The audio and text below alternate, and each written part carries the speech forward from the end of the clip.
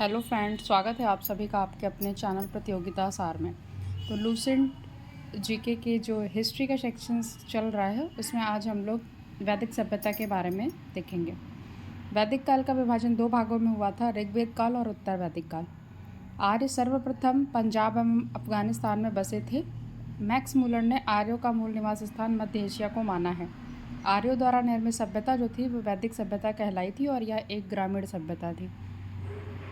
आर्यों की भाषा संस्कृत थी। आर्यों के प्रशासनिक इकाई कुल, ग्राम, विश्व, जन और राष्ट्र में विभाजित थी। ग्राम के मुखिया को ग्रामीण और विश्व के प्रधान को विश्वपति, जन के शासक को राजन कहा जाता था।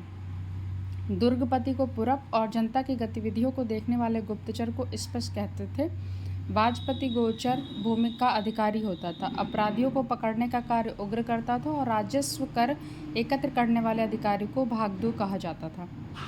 देखिए, सभा एवं समिति राजा को सलाह देने वाली संस्थाएं थी। सभा श्रेष्ठ एवं सम्भ्रांत लोगों की संस्था थी, जबकि समिति जो है वो सामान्य जनता का प्रतिनिधित्व करती थी। इसके अध्यक्ष को ईशान कहा जाता था। युद्ध के लिए गविष्टि शब्द का प्रयोग किया जाता था, जिसका अर्थ है गायों की खोज।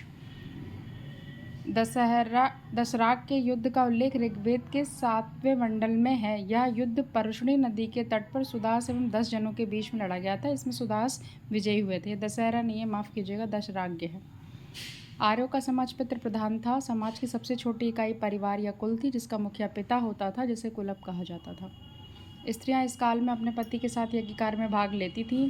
बाल विवाह एवं पर्दा प्रथा का प्रचलन नहीं था। विधवा अपने मृतक पति के छोटे भाई के साथ विवाह कर सकती थी, यानी कि इस काल में स्त्री की स्थिति अच्छी थी।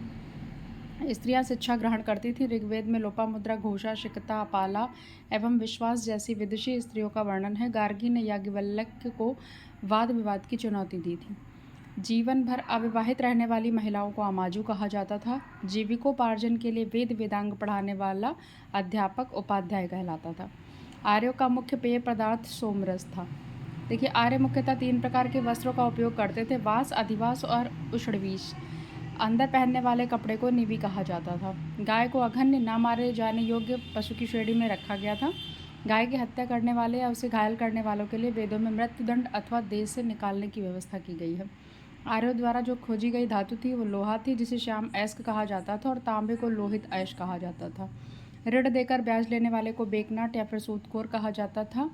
ऋग्वेद में उल्लिखित नदियों में सरस्वती सबसे पवित्र मानी जाती थी। ऋग्वेद में गंगा का 1 बार, यमुना का उल्लेख 3 बार और सिंधु नदी का सर्वाधिक बार हुआ है। उत्तर वैदिक काल में वर्ण व्यवसाय की बजाय जन्म के आधार पर निर्धारित होने लगा था, यानी कि जो वर्ण व्यवस्था थी वो जन्म के आधार पर होने लगी थी, पहले व्यवसाय के आधार पर थी। उत्तर वैदिक काल में हल का जो सिरा था तथा हल रेखा को सीता कहा जाता था।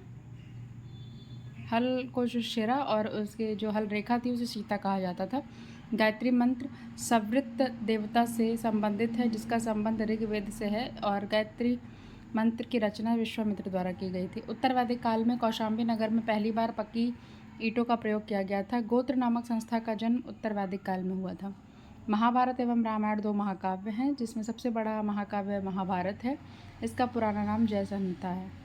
तो आज की सेशन को यहीं पे समाप्त करते हैं। वीडियो पसंद आती तो लाइक, शेयर, सब्सक्राइब कीजिए। हमारे चैनल को सब्सक्राइब किए। Thank you.